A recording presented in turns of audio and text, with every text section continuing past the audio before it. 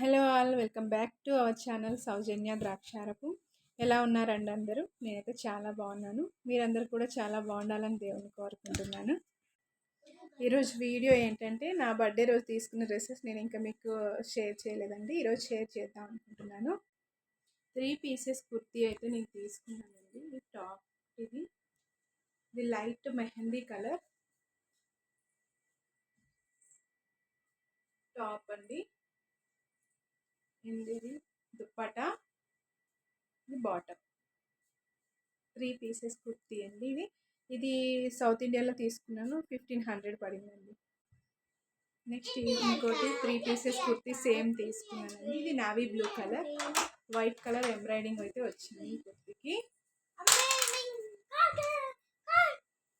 bottom